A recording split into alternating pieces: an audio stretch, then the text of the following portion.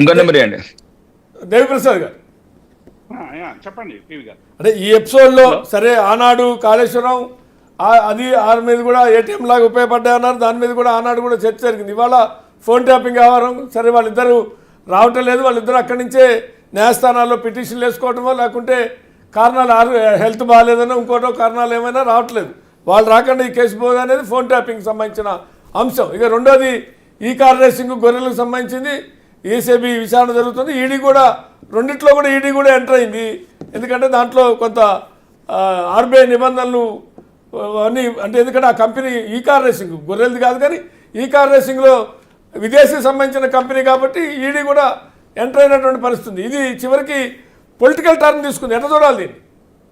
ఇప్పుడు పివి గారు good evening. ఇద్దరు పెద్దలకు పెద్దలు రాకేష్ రెడ్డి గారికి, పెద్దలు చామా కిరణ్ రెడ్డి గారికి, వీరయ్య గారికి నమస్కారం. వీక్షకులకు గుడ్ ఈవినింగ్.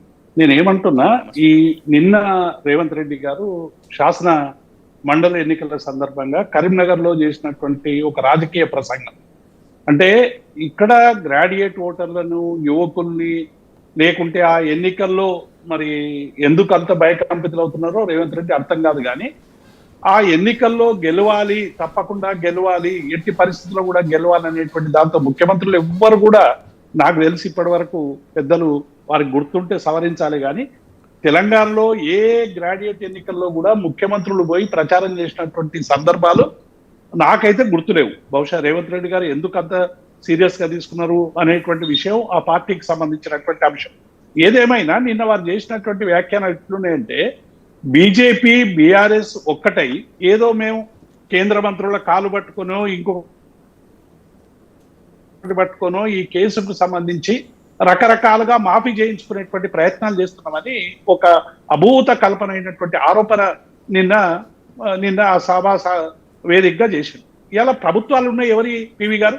రాష్ట్రంలో ఉన్న ఇంటెలిజెన్స్ కానీ రాష్ట్రంలో ఉన్నటువంటి అధికారం కానీ కాంగ్రెస్ పార్టీలో చేతిలో, బహుశా అక్కడ కేంద్రంలో వాళ్ళ బీజేపీ చేతిలో ఉంది.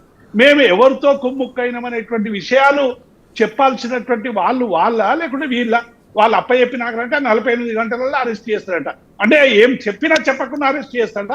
ఒక ముఖ్యమంత్రి రాజ్యాంగం మీద ప్రమాణం చేసినటువంటి వ్యక్తి ఒక కేసుకు సంబంధించినటువంటి నిజానిజాలకు సంబంధించినటువంటి నిర్ధారణ కాకముందే నేను 48 గంటల్లో అరెస్ట్ చేస్తా అనేటువంటి మాట ఏదైతే ఉన్నదో ఇది పూర్తిగా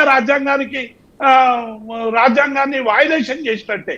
ఒక ప్రమాణం చేసినట్టు నిష్పక్షపాతంగా ఉండాల్సినటువంటి ఒక ముఖ్యమంత్రి ఒక కేసుకు సంబంధించినటువంటి విచారణ పూర్తి కాకుండానే విచారణలో ఉన్నటువంటి ఏ1ఓ ఏ2ఓ శ్రవణరావు కావచ్చు, ప్రభాకర్ రావు కావచ్చు, ఇంకెవరైనా కావచ్చు, వాళ్ళకి సంబంధించి వాళ్ళు వచ్చినాక 48 గంటలు నేను అరెస్ట్ చేస్తా అంటే వాళ్ళ మనసులోని మాట నీకు ముందే చెప్పి వీళ్ళు చేసిరని మీకేమైనా వాళ్ళు ఏమైనా పంపించిర్రా తారేమన్నా? కాబట్టి ఇవన్నీ కూడా ఏంటంటే ఒక పొలిటికల్ టర్నింగ్ తీసుకోవడానికి తప్ప ఈ కేసులో ఇప్పటికే 10 నెలలుగా అనేక మంది పోలీస్ అధికారులను విచారించారు, వాళ్ళు జైల్లో ఉన్నారు, బెయిల్ తీసుకొని వచ్చారు. ఎవరు అడ్డుకుంటున్నారు అరెస్ట్ చేయడానికి నిందితులను? ఎవరైనా ఏమైనా మేము అడ్డుకుంటున్నావా? పోయి ఎవరైనా వ్యక్తిగతంగా అవసరం ఉంటే కోర్టులకు పోతారు, అవసరమైనటువంటి రిలీఫ్ పొందుతారు, అంతే తప్ప ఇది ఒక రాజకీయ పార్టీకి సంబంధించినటువంటి ఎత్తుగడ ఈ రెండు కలిసినాయి అనేటువంటి మాటలు ఏదైతే ఉన్నదో ఇది పూర్తిగా అబద్ధం. రేవంత్ రెడ్డి గారే మోదీని కలిసి వచ్చిన తర్వాత, గౌరవ ప్రధానమంత్రి కలిసి వచ్చిన తర్వాత ఆయన అంతరంగాన్ని బయట పెట్టినటువంటి నేపథ్యాన్ని చూసినాం కదా. మోదీకి రాజకీయాలు ఉండవు, మోదీ అభివృద్ధిపై పోతాడు. గతంలో కేసీఆర్ గారు సరైనటువంటి సంబంధాలు నెరవేర్చుకోకపోవడం వల్లే రాష్ట్ర అభివృద్ధి ఆగింది. మేము ఆ సంబంధాలను రెడ్ కార్పెట్ ద్వారా వినియోగించుకుంటున్నాం. నేను ప్రతి చిన్న విషయాన్ని ప్రధానమంత్రికి తీసుకుపోతున్నా, మంత్రుల దగ్గర తీసుకుపోతున్నా, ఇక మన రాష్ట్రం బాగుపడిపోతుంది. మోదీ అటువంటి ఆయన కాదని ఆయనే చెప్పిండు. మళ్ళీ ఇవాళ మోదీ పట్ల ఎందుకు వేరే వైఖరి ప్రదర్శిస్తున్నాడు అనేటువంటిది ఇవాళ చేయాలి. రెండు జాతీయ పార్టీలు కూడా ఇవాళ బీఆర్ఎస్ ను టార్గెట్ చేసుకొని ప్రయత్నం చేస్తా ఉన్నాయి. మేము ఈ రాష్ట్రంలో ఒక 38 స్థానాల తర్వాత ఒకటి పోయినా ఒక బలమైనటువంటి ప్రతిపక్షంగా ప్రజలు ఇచ్చిండ్రు. ఆ బాధ్యతను